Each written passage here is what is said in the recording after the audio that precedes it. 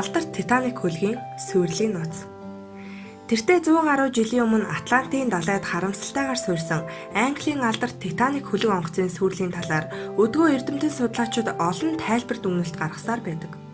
1912 оны 4-р сарын 14-өөс 15-нд шилжих аимшигт хард арсан шөнө ил аврах том хөлөг онгоц асалдаж дэлхийн түүхэнд хизээч арилшгүй хар мөрийг үлдээсэн билээ. Титаник хөлөг суурьсанд хамгийн буруутай хүний нэг бол яах аргагүй онгоцны Ахмад Смит. 4-р сарын 14 буюу онгоц асалдсан өдөр Титаникийн замд мөсөн уул байгаа тухай өөр бусад хөлгөөс 7 удаа сануулга ирсэн байдаг. Гэвч Ахмад Смит түүнийг үл тоож онгоцны хурдыг сааруулаагүйгээс мөсөн уул дөхөж ирэх үед хурдаа хасах эсвэл жолоогоо эргүүлэх аргагүй болсон байж. Хэрвээ Ахмад Смит хурдаа хассан бол Титаник осолдохгүй ч байж болох байсан юм. Титаникийг замд гарахад Ахмад Эдвард Джон Смит хөлөг онгоцон дээр 37 жил болчихсон. Энэ аялдаас эргэж ирээд тэтгэвртэй гарах гэж байж. White Star Line компанид 28 жил ажилласан түүнийг Титаникийн Ахмадаар сонгосон тийм ч сайн сонголт биш байсан гэдэг. Тэр далайн ажлынхаа ихэнхийг далбаат хөлөг дээр ажиллаж өнгөрүүлсэн гин. 62 настай далайчин шинийг сурах нь тийм ч сайн биш байж таараа. Тэгээд ч тэр мөсөн уултаа мөргөлдөх тэр агшинд хамаг хурдаараа ураг шавхыг тушааж энэ нь юугаар төгснэг бид мэдэн дээ. Тэр хөлгөө орхиогүй ч сүүлийн мөчүүдэд яасан тодорхойгүй.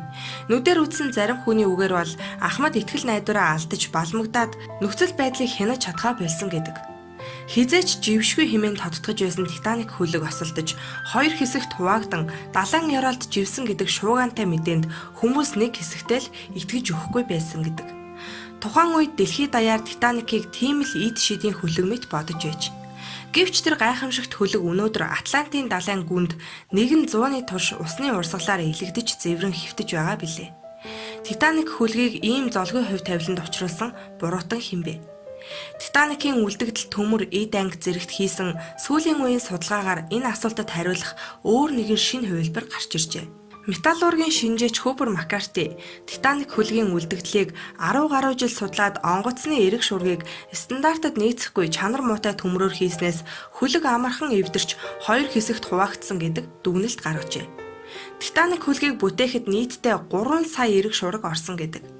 Гэтэл энэ эрэг шургыг стандартын бус төмрөөр хийснээс гадна зарим хэсгийг нь чангалж эргүүлэхгүйгээр зүгээр зоогоод л орхисон байсан учраас онгоц мөсөн уултаа мөргөлдөж хүчтэй цохилт өгөх үед бүгд үсрээд унчихсан байна. Онгоцны бүх эд анги хэсгүүдийг нэг бүхэл болгон байрж байх ёстой эрэг шурга нь задраад унчихсан учраас онгоц амархан усанд автаж хоёр хэсэгт хуваагдсан гэж шинжээчид үзэж байна. Үүнээс гадна онгоцыг анханасаа зохион бүтээхдээ уснаас хамгаалах хэсгийг давхраг хаалтгүйгээр хийсэн онгоц амархан живэх шалтгаан болжээ. Мөн онгоцны залуур нь Титаник шиг хөлөгт жижигдэж байсан учраас мөсөн уултаа мөргөлдөх үед хажуу тийш эргүүлж хүчрэхгүй байжээ. Брюс Исмей бол Титаник хөлгийн эзэмшигч White Star Line компани захирал юм. Тэрээр өөрөө онгоцоор хамт зорчиж явсан бөгөөд хөлгийн Ахмадыг онгоцныхоо дээд хурдаар явахыг шаардаж байсан гэдэг. Учир нь тэрээр Титаникийг Атлантын далайг 6 хоногийн дотор туулсан хэмээх дэлхийн дээд рекордыг тогтоолгох хүсэлтэй байжээ.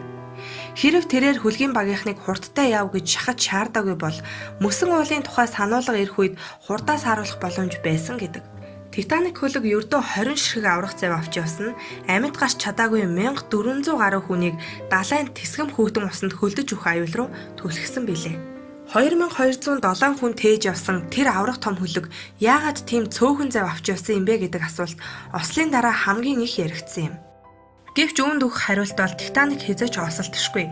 Бат бэх гайхамшигтай хөлөг хэмээх бардам итгэл үнэмшил бас хөлгийн багийнхны дэндүү хариуцлагагүй байдалтай холбоотой байв.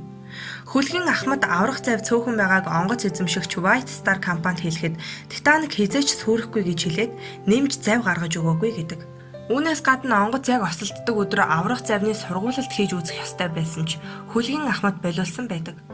Жухам ингэж ганц ч удаа сургуульд хийж үзээгүй учраас л ослын үед ямар арга хэмжээ авч зорчигчдыг яаж зохион байгуулахаа хөлгийн багийнхан мэдэхгүй. Яг хөлөг сөөрөх үед юу хийхээ мэдэхгүй самгардаж ихэнх аврах зав бүрэн багтаамжаараа зорчигчдыг ачиж чадаагүй яаран хөдөлсөн юм. Хэрв 20 аврах зав бүрэн багтаамжаараа зорчигчдыг сулгасан бол 1084 хүн аврагдах боломжтой байв. Гэвч зорчигчдын 32% буюу 705 хүн л амьд үлдсэн билээ. Дээрх 20 завны 14 тус бүр 65 хүн багтаах зайтай бол онцгой байдлын үед ашиглах 2 зав 40 хүний багтаамжтай байж. Харин үлдсэн 4 зав 47 зорчигчтэй хүчин чадалтай байсан гэдэг. Гэтэл аврах завнаас 2-ыг нь огт ашиглаагүйгээр барахгүй. Ихэнх зав хүнээ дутуу хагас ачаад осолдож буй Титаникаас холдон зайлсан байдаг. Титаникийн ослоор ам өргөдөхсдийн дийлэнх нь 3 дугаар зэрэглэлийн зорчигчид байжээ. Үүний шалтгааныг тэднийг аврах завинд суулгахгүй гэхдээ бөөнд нь хорж төвчсөн гэдэг үнэн эсэх нь мэдэгдэхгүй яриагаар тайлбарладаг. Гэхдээ Америкийн нэгдсэн улс Британий хамтарсан шалгалт мөрдлөгөөрч үүнийг батлах баримт нотлохоо олдоогүй юм. Харин 3 дугаар зэрэглэлийн зорчигчид олноор ам өргөгдсөний шалтгааныг гэрчүүд тайлбарлахдаа тэдний байрлаж байсан хэсэг аврах завийг гаргасан хүлгийн дээд тавцангаас хол байсан учраас хаанаас завинд суухаа мэдэхгүй. Дээр нь англи хэл сайн мэдэхгүй нэг хэсэг нь юу болоод байгааг ойлгож ухаарч амжилгүй төөрч цаг алдсантай холбоотой гэдэг. Нэгдүгээр зэрэглэлийнхний байрладаг хэсэг хүлгийн дээд тавцанд ойр байсан тул аврах завинд амархан хүрэх боломжтой байв. Тийм ч учраас ам өргөдөхсдийн дунд 1-р зэрэглэлийн 130, 2-р зэрэглэлийн 166, 3-р зэрэглэлийн 536 зорчигч байжээ. Ам өргөдөхсдийн дийлэнхэд буюу 1347 нь эрэгтэй байсан бол 103 эмэгтэйд л аврах завинд суух аз дутаж хүлэгдээр үлдэхээс өөр аргагүй төрчээ. Харин хүлгийн багийнхны хувьд 899 хүн байсны 658 зорчигчдтойгоо хамт нөгөө ертөнцөд оцсон юм.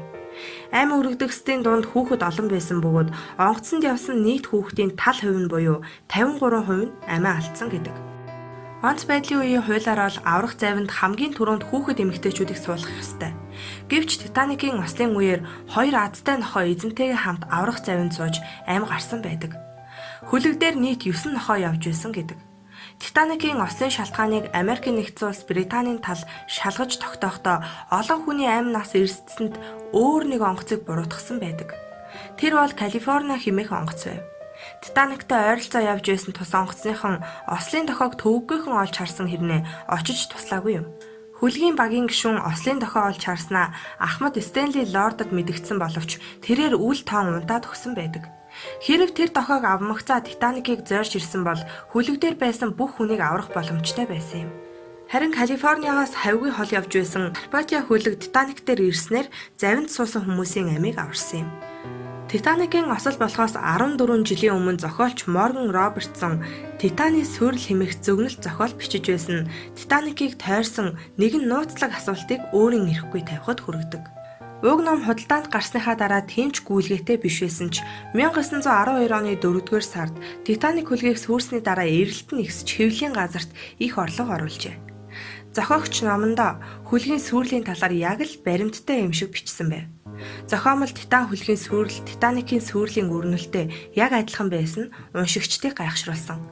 Тэр бол Титаникийн осол урьдаас зохион байгуулалттай хэрэг байсан уу гэдэг асуулт. Учир нь энэ ном яг л Титаникийн сүрлийг зөвгөнсөн мэт. Бараг бүх зүйл нь болсон явдалтай таардаг юм. Зохиолд яг л Титаник шиг жившгүй хэмээн олны итгэдэг аврах том онгоцны аялал гарах бөгөөд 3000 гаруй зорчигчтойгоор 4-р сард Атлантын далайд замд гарсан байна. Онгоц яг л Титаник шиг шүн дунд мөсөн уул мөргөж сүрэх бөгөөд хангалттай тооны аврах зай авч яваагүйгээс ихэнх хүн усанд живж амиа алдаж байгаагаар өгүүлэгддэг байна. Яагаад энэ зохиолд гарсан бүхэн зөвнсөн мэд биелэлээ олсон бэ гэж одоо хэрн хүмүүс гайхдаг. Тийм ч учраас энэ зохиолын дагуу Титаникийг хэн нэгэн осолдуулсан юм болов уу гэж сэжиглэхэд хүргэдэг юм. Гэвч яах гэж юуны тулд хэмээн цааш уудлал тэр олон хүний амь нас тэр үнэтэй онгоцыг үгүй хийх хангалттай үндслэл шалтгааныг олж чадаагүй байгаа лээ. Сонирхуулж хэлэхэд Титаникийн сүрлийн тухай хамгийн тодорхой ойлголтыг Джеймс Кэмероны Титаник киноноос л бид авсан билээ. Гэвч кинонд гардаг Джек Роуз хэмээх хос бодит байдал дээр Титаникийн зорчигчид дунд байгаагүй юм. Харин кинонд гардаг зарим дүр тухайлбал Титаникийг бүтээсэн Томас Эндрюс, аврах завийг удирдан явдаг хадагтай Молли Браун, Ахмад Эдвард Смит, 1-р зэрэглэлийн зорчигч Джон Джейкоб, Астер хөгжмийн хамтлагийн ахлагч Уэллс Хартлей, мөн эцэстээ хүртэл хамтдаа байхаар шийддэг ахмад насны гэр бүлгээд бүгд бодит дүр юм. Аврах завинд суух боломж байсан ч нөхөртөөгөө хамт үлдэхээр шийддэг тэр эмэгтэй бол Нью-Йоркийн Месси их дэлгүүрийн эзэн хадагтай Ида байжээ. Тэрээр нөхөр Стросстэйгээ хамт үлдэхээр шийдсэн бодит түүхийг Титаник кинонд гайхамшигтайгаар үзүүлсэн байдаг.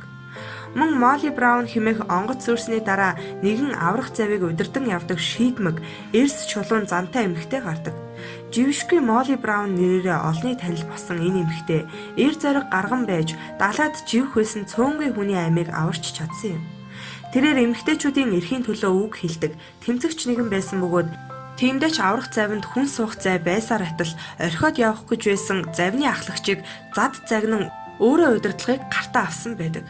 Тэрээр 6 дугаар номерын завинд сууж явсан бөгөөд хоосон зайнда хүн суулгах гэтэл ахлагч нь үл тоон завиа эргүүлэн цааш явжээ. Гэвч эмэгтэй бууж өгсөнгүй.